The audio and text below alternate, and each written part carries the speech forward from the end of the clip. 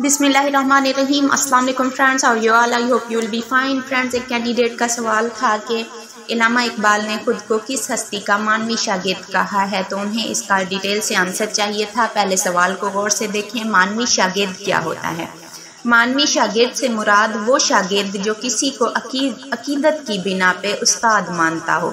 जैसे मैं अल्लामा इकबाल को अकीदत की बिना पे अपना उस्ताद मोहतरम मानती हूँ, हालांकि मैंने उन्हें देखा नहीं है, मैं उनकी शायरी से इंस्पायर हूँ।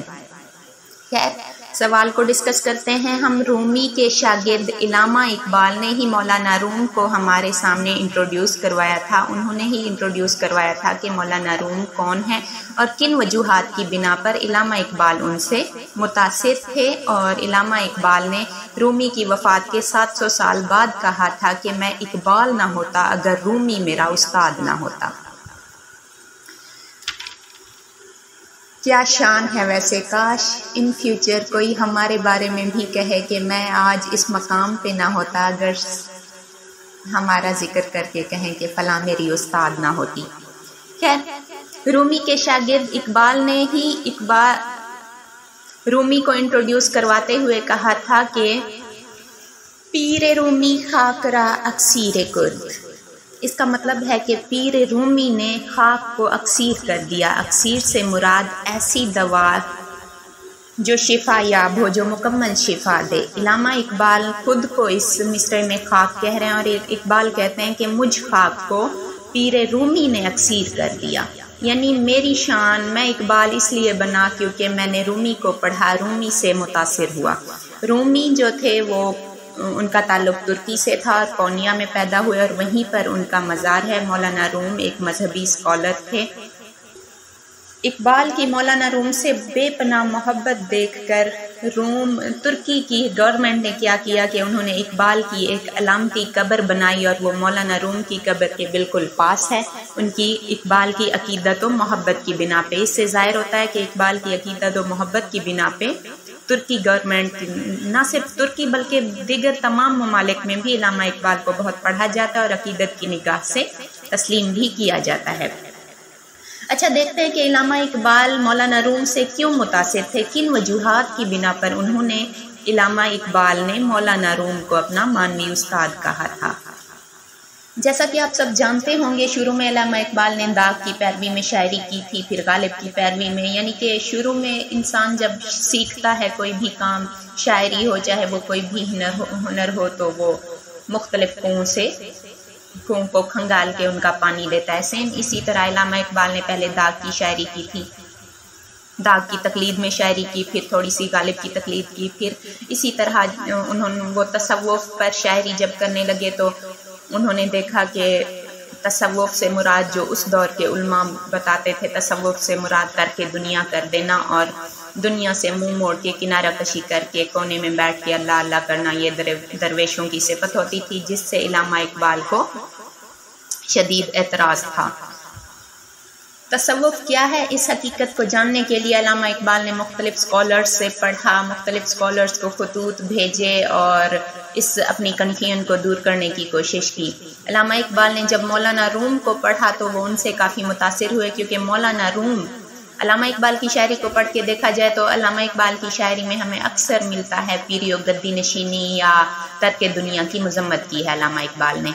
सेम इसी तरह जब उन्होंने मौलाना रूम को पढ़ा तो मौलाना रूम की तमाम तसानीफ में उन्हें यही नज़र आया कि तर्क दुनिया करना तसव्वुफ नहीं है, इसे कहते हैं तसव्वुफ अजमी।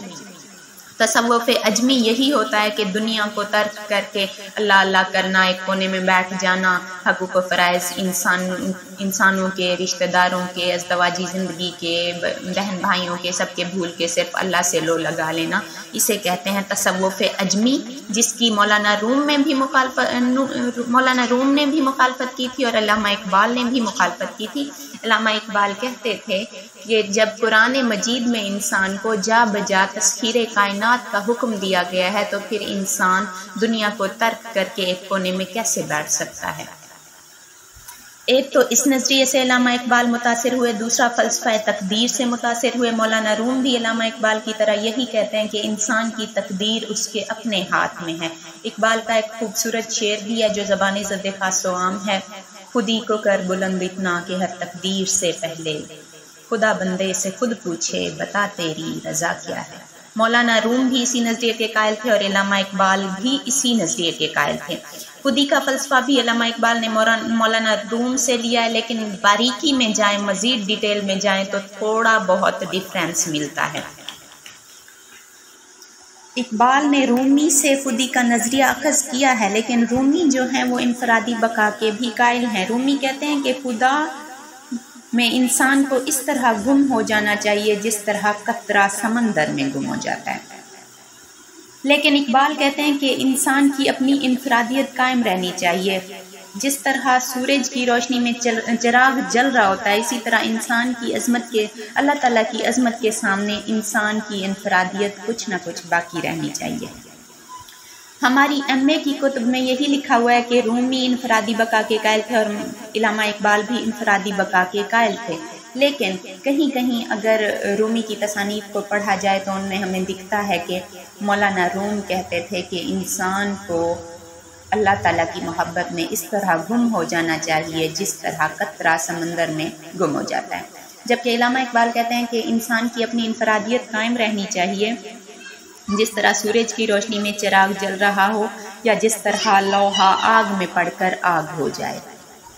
لیکن بہت سے مقامات پر مولانا روم میں بھی انسان کی انفرادی بقا کی اہمیت کو تسلیم کیا ہے۔ اس سے پتہ چلتا ہے کہ علامہ اقبال اور مولانا روم کے خودی کے نظریات سیم ہیں، کہیں تھوڑا بہت ڈفرینس بھی ہے۔ اگر کہیں جا کے انٹرویو میں آپ سے پوچھا جائے تو آپ کو تھوڑا سا بتا دیتی ہوں، کیونکہ یہ کنفیوز کرنے والے سوالات کیے جاتے ہیں انٹرویوز میں اکثر۔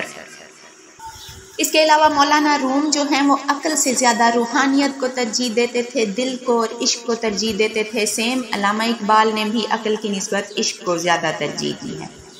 علامہ اقبال مولانا روم سے متاثر اس وقت ہوئے جب پہلے انہوں نے مولانا روم کو پڑھا تھا۔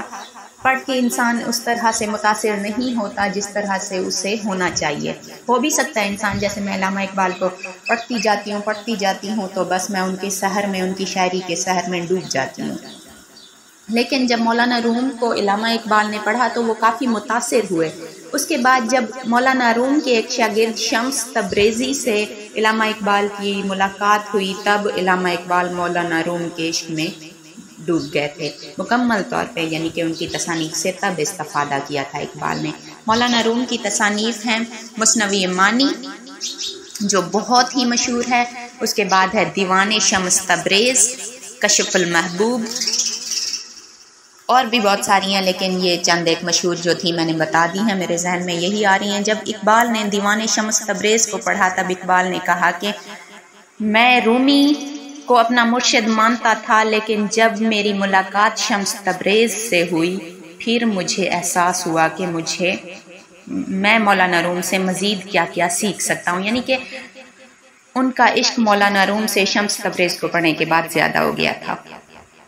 اقبال کا ایک خوبصورت شعر ہے، نہ اٹھا پھر کوئی رومی عجم کے لالا زاروں سے، وہی آب گل ایراں وہی تبریز ہے ساقی۔ ایک اور جگہ وہ یوں بھی کہتے ہیں کہ اسی کے فیض سے میری نگاہ ہے روشن، اسی کے فیض سے ہے میرے صبح میں جی ہوں۔ اس کے علاوہ علامہ اقبال کا ایک نظریہ ہے عظمت انسان، وہ بھی علامہ اقبال نے مولانا روم سے لیا تھا۔ مولانا روم بھی انسان کی عظمت کے قائل ہیں، اقبال بھی انسان کی عظمت کے قائل ہیں۔ علامہ اقبال کی آخری نظم حضرت انسان کی عظمت کو بیان کرتی ہے، اور آخری وقت میں انہوں نے یہ نظم کہی تھی، اور دیکھیں آخری وقت میں بھی انہیں انسان کی عظمت کا جو وہ ہمیشہ درس دیتے آئے تھے اسی کا خیال تھا، اور ان کا آخری شعر حضرت انسان کا آخری شعر اور علامہ اقبال کا تمام شاعری میں آخری شعر جو ہے وہ مجھے بہت زیادہ پسند ہے، وہ شیئر کر دیتی ہوں آپ کے ساتھ۔ اقبال فرماتے ہیں، اگر مقصود کل میں ہوں تو مجھ سے ماورا کیا ہے، اگر مقصود کل میں ہوں تو مجھ سے ماورا کیا ہے، میرے ہنگامہ ہائے نو کا نو کی انتہا کیا ہے۔ آئی ہوپ کلیئر ہو گیا ہوگا، اگر کوئی کنفیوژن ہو تو بتا دیجیے گا۔ Thank you so much, take care, اللہ حافظ۔